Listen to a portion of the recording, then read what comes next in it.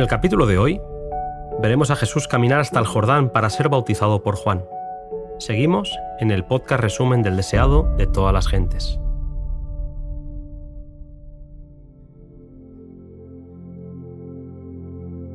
La predicación de Juan el Bautista tuvo un gran impacto por toda Galilea.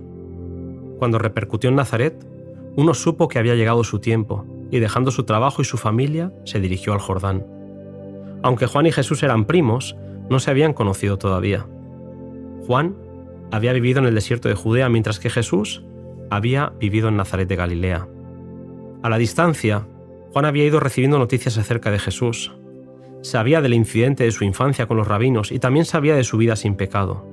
Creía que Jesús era el Mesías, pero no tenía una seguridad positiva de ello. El hecho de que Jesús no hubiera manifestado nada especial sobre su misión todos aquellos años daba ocasión a dudar de que fuese el ser prometido. Pero se le había revelado que el Mesías vendría a pedirle el bautismo y Juan esperaba con fe. Cuando Juan vio a Jesús, reconoció en él una pureza de carácter que nunca había percibido en nadie. Su presencia inspiraba reverencia, santidad e influencia divina. Nunca había visto a alguien así. Las preguntas se agolpaban en su mente. ¿Cómo podía él, pecador, bautizar al que era sin pecado? ¿Y por qué había de someterse el que no necesitaba de arrepentimiento a un rito que era una confesión de culpabilidad que debía ser lavada? Con firme autoridad, Jesús le animó a bautizarle con las siguientes palabras: «Permítelo ahora, porque conviene que cumplamos así con toda justicia».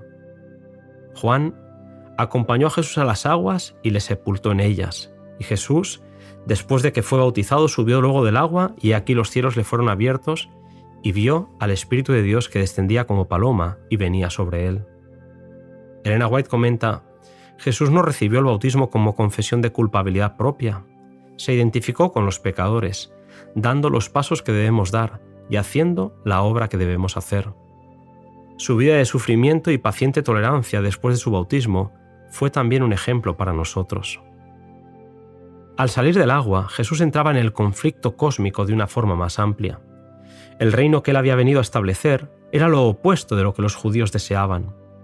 El que había proclamado la ley en el Sinaí iba a ser condenado como transgresor. El que había venido para quebrantar el poder de Satanás sería denunciado como Belcebú. Caminaría solo durante toda su vida. Ni su madre, ni sus hermanos, ni aun los discípulos le comprendieron y viviría en soledad su vida terrenal. Como uno de nosotros, debía llevar la carga de nuestra culpabilidad y desgracia.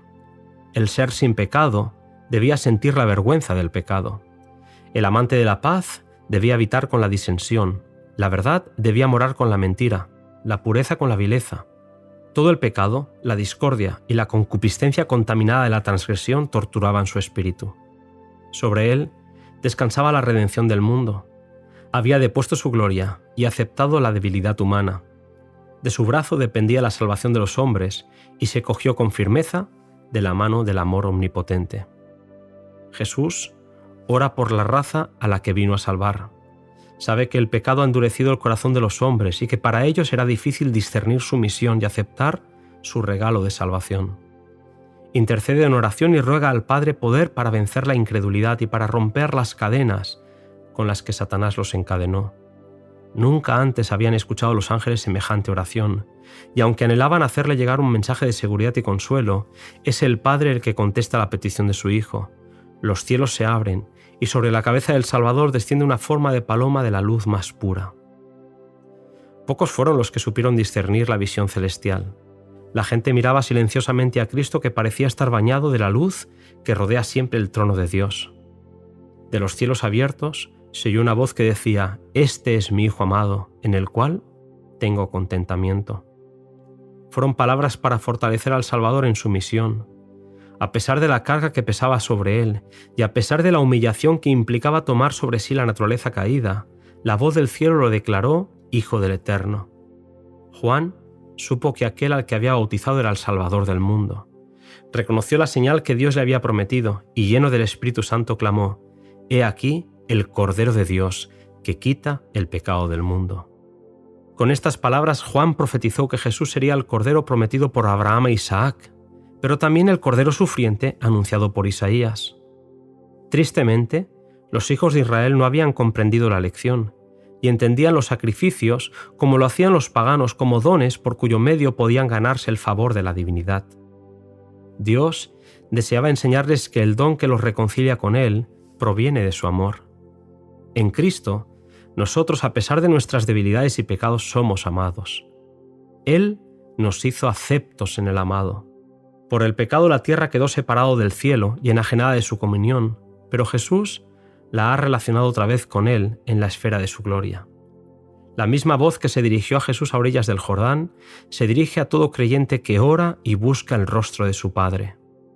Elena White concluye este precioso capítulo con estas palabras: nuestro Redentor ha abierto el camino, de manera que el más pecaminoso, el más menesteroso, el más oprimido y despreciado puede hallar acceso al Padre. Precioso capítulo el que acabamos de escuchar. En el siguiente podcast, Jesús se enfrentará al enemigo en el desierto de la tentación.